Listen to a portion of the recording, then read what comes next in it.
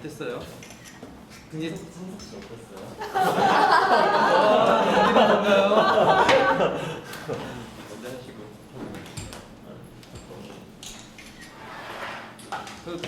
그 앞으로 오십시오. 이 얘기는 같이 해요. 뭐라 갑자기 노래 듣고 디폴트가 됐어요. 근데 되게 분위기가 특이하고 도대체 이런 곡은 어떻게 만들까라는 생각이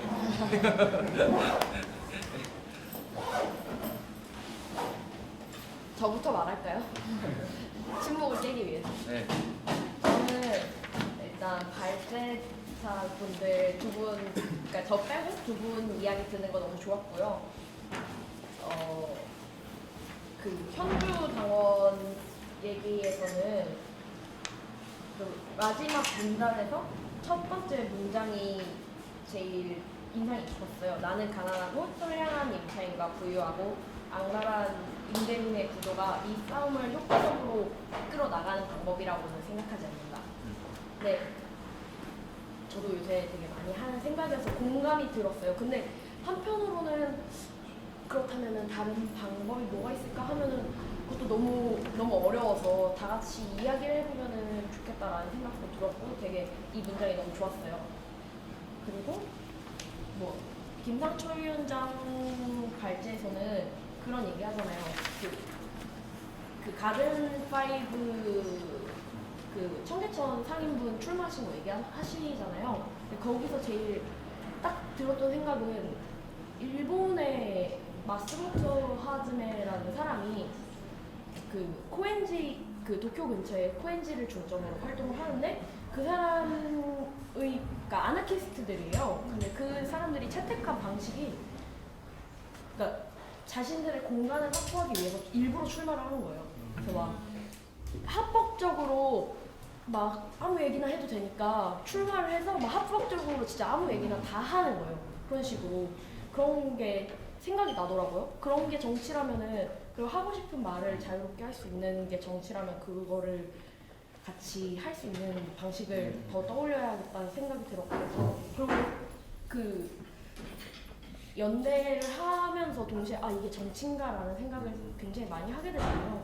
근데 저는 그냥 제 생각인데 정당이 존재하는 이유는 거리민주주의라고 불리는 시위라던가 이런 액션들이 비용이 많이 드니까 그 부분을 어떻게 보면은 정당이 다른 방식 뭐 원내에서 정치를 통해서 뭔가 다른 방식으로 그러니까 비용을 최소화하고 사람들을 많이 힘들지 않게 하기 위해서 하는 것이라고 저는 생각을 해요. 그래서 물론 지금 뭐 의석이 있는 것도 아니고 뭐가 있는 것도 아니고 당원도 얼마 없고 하니까 할 수 있는 액션은 어떻게 보면은 그걸 하지 못하는 건데 정당으로서 할 수 있는 거는 사실 못하고 있지만 그래도 이런 연대를 통해서 그러니까 구심점이 되는 거죠. 그래서 되게 할 수 있는 거를 하는 게 최선의 정치인 것 같다는 생각이 많이 들었어요. 그래서 여러분들의 발제 잘 들었고 공연도 잘 봤고 감사합니다. 네. 자, 이 정도 시간을 벌어줬으면 뭔가 해야 되는 거 아니에요? 진짜 생각이 안 나네. 저 발제 세 분 다 너무 잘 들었어요. 공연님 가실까? 고맙다는 인사를 했는데 잘 들었네. 약간 저는 막 연대하면 약간 노동당 입당하기 전에 저도 노동당 입당해서 처음 만난 사업이 라떼킹이었거든요. 근데 노동당 입당하기 전에는 그냥 왠지 모르게 연대하면 이거를 집회? 약간 이런 게 떠올려지고 그랬는데 뭐 서울시당이 하는 사업 그냥 이제 뭐 나동이나 뭐 예지나 현주가 야 뭐 어디 여기 뭐 임차로서 또 문제 터졌대 뭐 가자 뭐 이래서 근데 가면은 좀 약간 색다른 거예요. 항상 아 뭐 이렇게 세미나도 해볼 수 있는 거고 그냥 이 공간을 지키기 위해서 싸우는 방식들이 좀 되게 다양해서 그냥 좀 연대 이꼬르 집회라는 생각이 좀 깨지게 됐어요. 저는 작년에 이제 당 입당하고 나서 뭐 다른 게 가능하구나. 그러니까 내가 좀 고민 너무 안 하고 살았구나 이런 생각도 좀 들었고 오히려 저는 이렇게 막 당에서 뭐 연대하거나 이렇게 임차인 연대하면서 오면서 그러니까 되게 뭐 저도 되게 안전하다고 느껴본 공간을 되게 많이 안전하다고 느끼는 공간을 항상 찾으니까 그러니까 뭐 왜냐면 뭐 중고등학교 때부터 뭐 이제 계속 뭐 학교도 나에게 안전하지 않고 집에 가서도 안전하지 않고 어딜 가도 그러니까 뭐 되게 속 시원하게 내 얘기도 막 할 수 없고 이런 항상 둘러싸여 있는 공간들이 다 그런 공간들이었어가지고 안전한 공간을 찾는데 오히려 막 이렇게 연대 함으로 해서 이 공간이 좀 안전한 공간이 돼버리는 거예요. 테이크아웃이나 막 찬스시나 라떼킹이나 막 가서 걔 얘기하고 와 그래서 그렇게 어떤 저도 막 그냥 발제 듣고 맞아 하는데 아직도 저 확실한 대안이나 뚜렷한 상이 있는 건 아닌데 그냥 계속 고민해 나가게 되는 것 같아요. 들으면서 막 하면 상이 내놓을 상이 없다는 게 참 한계였네요. 진짜 잘 들었습니다. 저도 세 분 발제 전부 흥미롭게 잘 들었고요. 네, 공연도 상당히 잘 봤습니다. 저는 진보신당 당원일 때부터 선거운동 말고는 주체적으로 행동으로서 들어간 일이 집회 말고는 딱히 없었는데요. 그 이제 노동당 이름이 되면서 입당하고 나서 저도 이제 라떼핑 처음 가보고 집회 말고는 그다음에 삼통 가보고 그다음에 이제 테이크아웃 드로잉에서 연대하는 것에 대해서는 처음으로 뭔가 그 테드인 텐트가 좀 약간 뒤에 흐지부지 면도 약간은 존재하지만 처음으로 같이 뭔가 기획하면서 준비했던 처음 활동이어가지고 상당히 의미가 깊은데 거기에 대해서 얘기가 이렇게 저렇게 잘 현주 씨가 많이 얘기해 줘가지고 저도 잘 들었는데요. 그 라떼킹이나 삼통 같은 측면이랑 그 테이크아웃 드로잉은 상당히 달랐던 것 같아요. 그러니까 이제 당면한 가치, 그러니까 이제 생업, 그 다음에 이제 생존 이런 문제보다는 여기 운영진 분들도 말씀을 많이 하시면 추상적인 가치, 그 다음에 어떠한 이제 본보기가 되길 바라는 어떤 실험성 이런 것들을 많이 강조하시고 그 공간적인 특수성도 분명히 존재하기 때문에 거기에 다양한 방법으로 투쟁을 하고 계셨는데 거기에 저희도 앞으로 이제 이런 투쟁을 연대에 나갈 때 할 수 있는 방법론을 선택지들을 많이 공간적인 이제 특수성에 따라서 선택지를 늘려가는 과정으로서 좋은 그 하나의 본보기를 제공하지 않았나 하는 측면에서 저는 되게 긍정적이었다고 생각을 하게 되고요. 그 다음에 그냥 개인적인 생각으로는 그 이제 제가 언어학이 전공이다 보니까 그런 생각을 많이 하는데 젠트리피케이션을 대체할 만한 용어가 뭐가 있을까 하는 생각이 좀 많이 드는 게 한국의 상황은 전형적인 젠트리피케이션과 전혀 좀 그렇게 전형적인 의미의 젠트리피케이션 상황이 아니기 때문에 이거를 다른 용어로 얘기할 수 있는 부분들이 없을까? 왜냐하면 너무 어원도 해석할 수 없을 정도로 어렵고 그 다음에 심지어는 금융권에서는 그걸 상당히 긍정적인 어휘로 사용을 하거든요. 홍보를 하고 있고 젠트리피케이션은 좋은 것이다 인 것처럼 왜냐하면 금융권이 기획부동산이랑 결탁을 해가지고 이러한 일들을 하는 거기 때문에 그 블로그들 젠트리피케이션 어원 같은 거 찾으려고 블로그들 찾아보니까 국민은행에선 대대적으로 젠트리피케이션을 좋은 어휘인 것처럼 포장을 하고 있는 그런 것들을 발견을 했는데 그런 것들을 언어적으로도 어떻게 이러한 상황들을 알릴 수 있는 적확한 용어를 좀 생각해내려는 노력이 좀 필요하지 않을까 하는 생각을 해봤습니다. 좀 떠올려주세요. 뭐. 네, 왜냐면 그 이야기는 젠트리피케이션을 연구하는 학자들도 그 고민을 하더라고요. 뭐라고 부르면 좋을지 모르겠어요. 저희 학교 젠트리피케이션을 아니 뭐라고 하지? 땅 파면서 뭔가 개발을 했는데 학교에서 준공 허가 조건에 서울시에서 교내 전기 차량에 대해 정문 진입을 불허했습니다. 그래서 정문 출입을 전기 주차 차량이 할 수 없다고 문자가 총무처에서 왔는데 네. 이러면 교직원 차가 못 들어가는 거잖아요. 그렇죠. 전기 주차 차량은 네. 어째 더 학교가 개발했는데 구성원이 더 고통받는 이런 이상한 상황이 됐는지 모르겠어요. 왜냐면 손님이 가야 되는 공간이 필요한가 보죠. 임시로 주차하는 사람들의 필요를 충족하기 위해서는 구성원이 좀 불편을 감내하는 게 근데 그걸 왜 서울시가 제안을 모르죠. 그러라는 거죠? 왜 개발을 했는데 내 삶이 더 이렇게 안 좋아진 거지? 나 주차해야 되는데.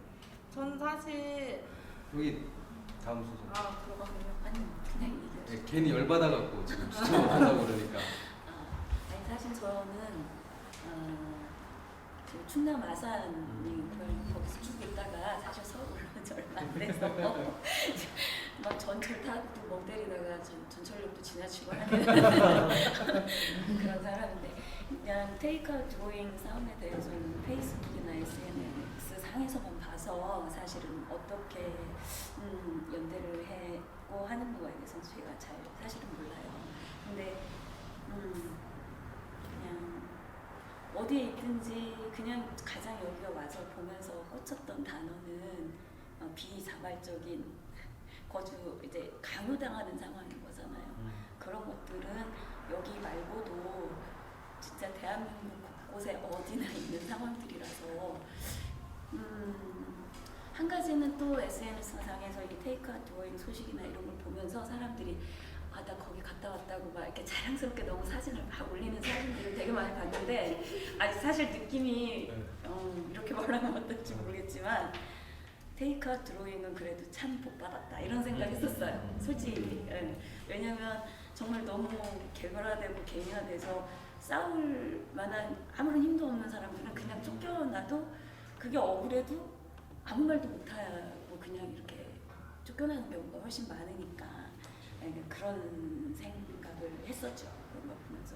그래도 오늘 이렇게 후일담하고 발제하고 하는 과정을 그냥 보면서 느낀 거는 그냥 제가 아직 노동당을 떠나지 않고 이런 사람들이 당에 있어서 다행이다라는 생각이 사실은 들었어요. 제가 한참 작년에 좀 너무 힘든 일을 좀 겪어서 운동이나 이런 거에 대한 고민을 다시 뒤집어서 하는 상황이어가지고 운동이고 활동이고 다 내려놔버려? 이런 생각도 했었거든요. 그러다 보니까 조금은 그래도 아직은 내가 이제 아예 탈당을 안 한 게 조금 다행인가 봐 라는 생각이 좀 들었다는 거. 그랬어요. 그랬어요. 멋있는 사람들이네요.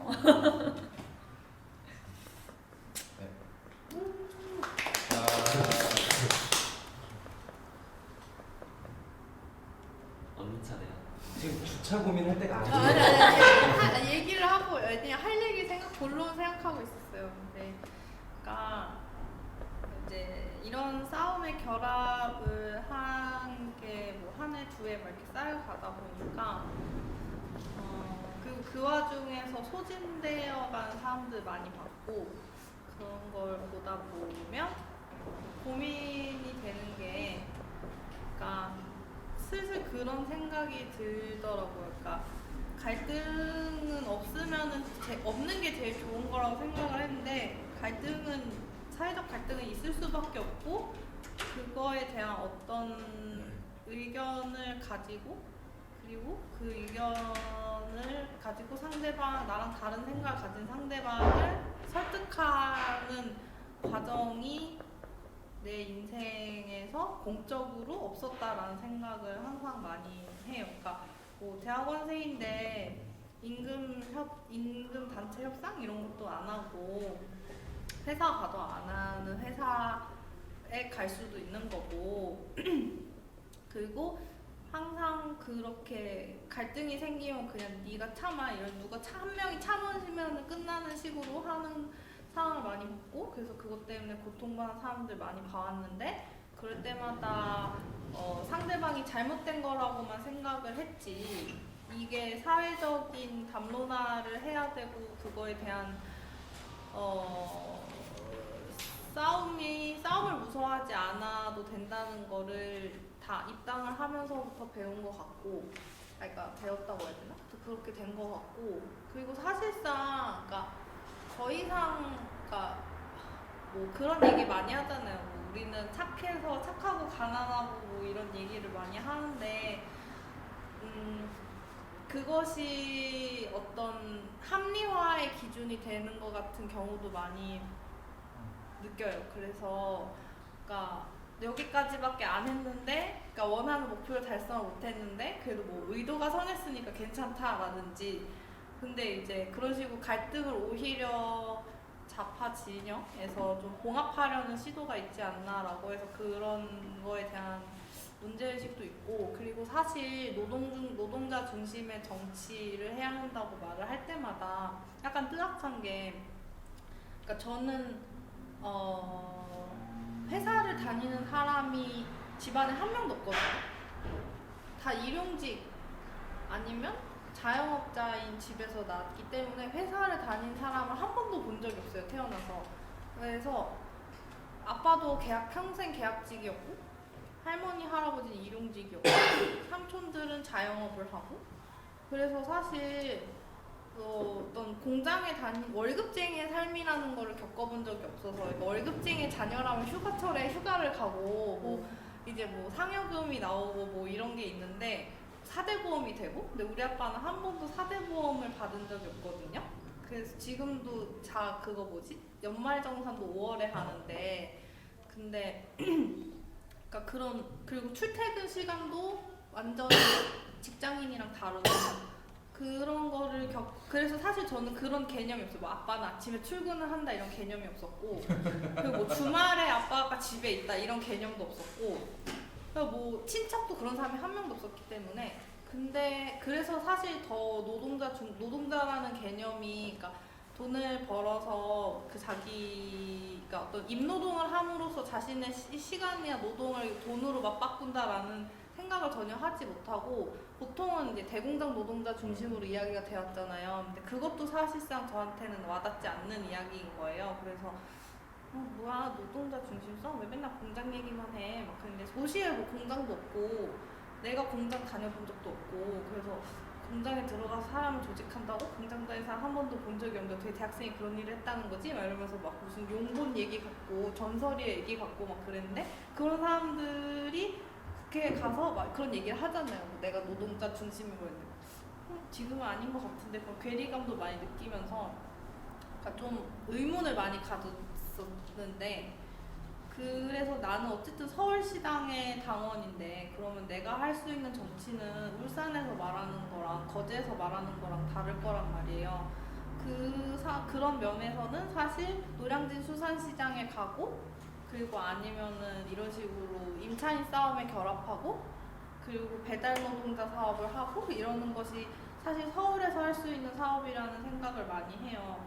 그래서 그래서 저 사람이 맨날 이런 데 가는구나, 나도 어쩌다 보니까 오긴 왔는데 그런 게 아닐까라고 어렴풋이 짐작을 했는데 오늘 그런 얘기 들은 것 같아요.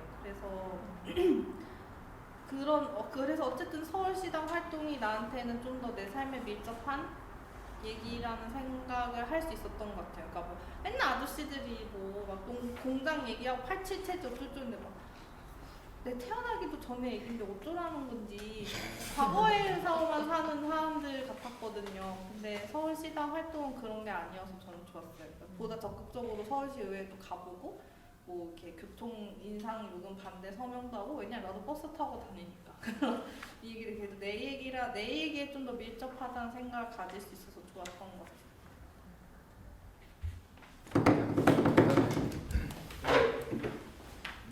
기타를 쳐주셨던. 저는 아까 멘트할 때 말씀드린 것처럼 테이크아웃 들어있는 이 싸움에 대해서 연대하고 참여하고 당원으로서 활동을 하고 한 게 거의 없어요. 그래서 저는 그 생각을 해봤거든요. 이제 사실은 당원이 되고 나서 한 3년 동안은 당비만 겨우겨우 내고 거의 활동이라는 걸 아예 관심이 없었어요. 그냥 저는 진보신당 가입했는데 어느 날 눈 뜨니까 노동당이네. 그 정도로 관심이 없다가 이제 작년이구나. 작년 5월부터 이제 관심을 가지고 내가 할 수 있는 걸 뭘까 찾다가 이제 문예위에 저 활동을 하고 있거든요. 그렇게 해서 지금 하고 있는 건데, 그러다 보니까 그 5월부터 지금까지 그 서울시당에서 활동했던 내용들에 대해서 자세하게 알지도 못하고 사실은 실제 한 것도 없고. 근데 이제 홍대에 항상 공연을 다니니까 그 삼통치킨 때도 그렇지만은 항상 보던 사람들이 저 앞에 서 있어요. 저뭐 위원장님도 그렇고 뭐 윤원표도 항상 보이고 저 김인환 동도 물론이고. 그래서 저는 그 생각을 하거든요. 저는 평일에는 회사를 다니는데 그 8시간씩 일을 하는 그냥 그야말로 셀러리면 사무직인데, 그리고 또 집은 용인이고, 근데 당협은 영등포 당협이래요.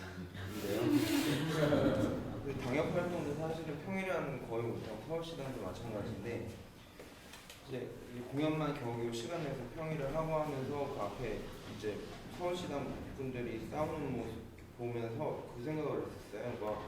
내가 지금 처해 있는 지금 삶의 조건 속에서 내가 할 수 있는 건 뭘까를 좀 고민을 해봤어요. 지금도 고민 중이에요. 답을 내리지는 못했고요. 우선 하나 거기에 대해서 실천할 수 있는 어떤 거로 생각해서 문예위 활동을 시작한 거거든요.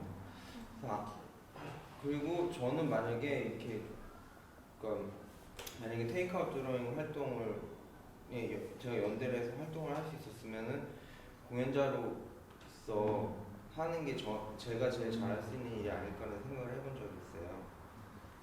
앞으로도 좀 그런 기회를 있을 때마다 최대한 많이 참여하고 활동을 할 생각. 오늘 말씀 잘 들었습니다. 그러니까 사실 그런 질문이 되게 많아요. 그러니까 서울이라는 곳에서 소위 진보 정치 혹은 좌파 정치를 얘기하는 게 무슨 의미냐라고 하거든요. 그러니까 아마 그 강현주 당원이 얘기했듯이 노동당이 갖고 있는 노동 중심성이라고 하는 거는 사실은 예전에 어느 금고에 혹은 어느 탄광에서 꺼내는 그런 원석 같은 게 아니거든요. 그러니까 시대가 바뀌면서 노동이라고 하는 것이 계속 끊임없이 바뀐단 말이죠. 근데 그럼에도 불구하고 노동당이 노동 중심성을 얘기하는 이유는 그 노동을 소외시키는 자본주의 때문이거든요. 그러니까 사실 그래서 서울 같은 도시에서의 노동당의 노동 중심성이라고 하는 것은 결국에는 사람 개개인의 노동이 착취되는 이 모든 것들이 사실은 노동당의 노동 중심성 안에 들어가는 거라고 저는 생각을 합니다. 그러니까 우리는 작은 정치를 뭐 규모가 작다고 해서 작은 정치를 하는 정치 집단이 아니잖아요. 끊임없이 노동이라는 것을 재구성하고 자본주의가 어떻게 작동하는지를 면밀히 관찰을 하고 그것의 약분고리를 찾아서 계속 분석하고 그리고 그 분석으로 그치는 것이 아니라 이런 연대 활동을 통해서 실험하고 그리고 거기에서 어쨌든 조금이라도 단초를 찾아내는 거죠. 이 체제를 다른 체제로 바꾸기 위한 단초를 찾아내는 거라고 생각을 해요.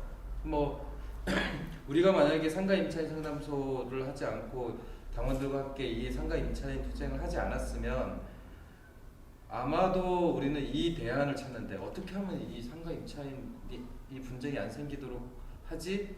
라고 하는 대답을 찾기가 굉장히 힘들었을 겁니다. 그래서 그런 면에서는 시간은 좀 걸리지만 이 방법이 정석이라고 생각을 하고요. 뭐 물론 제도 내 권력이 있으면 문제를 간단하게 해결을 할 수는 있으나 과연 그 갈등의 당사자인 시민들을, 노동자들을, 서민들을 정치의 주체로 만들 수 있을까라고 하는 부분에는 여전히 저는 의심을 가져야 된다라고 생각을 합니다. 그러니까 뭐 제가 나름대로 생각하는 건 이런 거거든요. 노동당 구청장이 혹은 노동당 시장이 만들어졌을 때 과연 노동당은 그 시장의 한계를 지적할 수 있을까라는 고민을 해요. 그리고 저는 당이라면 해야 된다는 생각이 있습니다. 그러니까 공직자로서 해야 되는 직분과 한계는 분명히 있을 거예요. 그렇죠. 그렇기 때문에 그 한계를 지적하는 것도 이 당의 역할이어야 되는 거고, 그래서 이 행정이 바뀔 수 있도록, 이 정치가 더 바뀔 수 있도록 하는 것도 우리의 역할이겠다 싶어서, 저는 당이 집권하면 그 집권하는 당의 내부 야당이 되는 게 꿈입니다. 영원한 소수자. 시장을 만들어서, 서울시장을 만들어서 그 시장을 그 한계나 내지 이런 것들을 이렇게 지적하는, 그래서 그런 정치가 한국 정치에 어떤 의미로 이렇게 줄까라는 이런 상상을 이렇게 막 해보거든요. 그러면 되게 재밌을 것 같아요. 지네들끼리 싸우네? 근데 그런 것들, 그래서 아직은 해보고 싶은 게 많고 또 그 고민하고 있는 내용들이 많고, 여기 계신 분들의 고민들도 완결됐다기보다는 계속 만들어가는 과정이라고 생각을 합니다. 그래서 이후에도 좀 점점 넓어지고 다양해질 수 있는 고민들로 또 뵀으면 좋겠다라는 생각입니다. 그리고 무엇보다 제안해 주셔서 고맙고, 제안해 주셔서 네, 끝입니다.